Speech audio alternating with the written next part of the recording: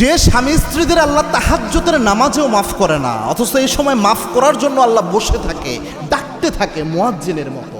আল্লাহু আকবার, কত মারাত্মক চিন্তা করতে পেরেছেন? এই যে তাহাজ্জুদের সময়, এই সময় মাফ পাওয়া যে কত পরিমাণ সহজ, বুখারীর একটা হাদিস শুনলে আপনি বুঝতে পারবেন।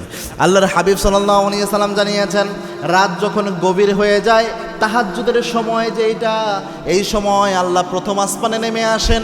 প্রথম আসমানে নেমে এসে আল্লাহ ডাকতে শুরু করেন, হাল মিন মুস্তাগফিরিন ফাগফির আলাহ, কে আছো গুনাহ করে ফেলেছো, আমি আল্লাহর কাছে মাপ চাও, জীবনের সমস্ত গুনাহ আমি আল্লাহ মাফ করে দেব।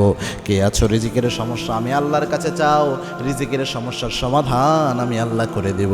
যা প্রবলেম বান্দা আমার কাছে চা, আমি সলিউশন দিয়ে দেব। সুবহানাল্লাহি বিহামদি। তো এই সময়ও আল্লাহ রাব্বুল আলামিন কিভাবে আপনার কিছু ব্যক্তি দিয়ে স্বামী স্ত্রীদের মাফ করে না, যে স্বামী স্ত্রীরা জুলুম করে। জুলুম কিভাবে?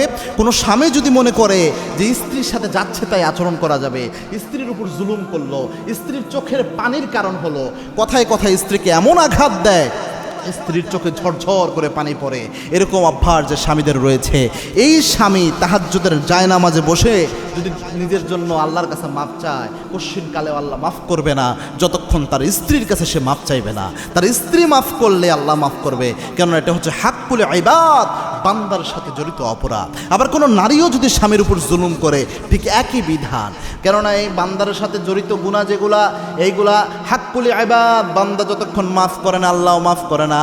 আর এই জুলুমগুলোর জন্য যুলমু যুলমাতুন ইয়াউমাল কিয়ামা, এই জুলুমগুলো কিয়ামতকে অন্ধকার বানায় দেয়, আখিরাতের জীবন আপনার বন্ধ নষ্ট করে দিবে এই জুলুমগুলো যদি আপনি করেন। এই জন্যে তাহাজ্জুদের নামাজে মাপ চান, তার আগে স্ত্রীর উপর জুলুম করলে তার কাছে মাপ চান। সাহাবীদের জীবন দেখা যায়, ফাতেমা রাদিয়াল্লাহু তাআলা আনহা তিনি যখন ইন্তেকাল করবেন তার আগ মুহূর্তে সাইয়েদনা আলী, এত বড় একজন সাহাবী যার ব্যাপারে জান্নাতের সরাসরি সুসংবাদ এসেছে, তিনি ফাতেমা রাদিয়াল্লাহু তাআলা আনহার হাত ধরে বলছেন, ফাতেমা আমি হয়তো তোমার যোগ্য ছিলাম না, সঠিক হক তোমার আমি দিতে পারি নাই, ও ফাতেমা তুমি আমারে মাফ করে দিও, এইভাবে বলছেন। আবার ফাতেমা রাদিয়াল্লাহু তাআলা আনহাও বলছেন যে আমিও আপনার সঠিক হক আদায় করতে পারি নাই, আপনি আমারে মাফ করে দিয়েন। সুবহানাল্লাহি বিহামদিহি।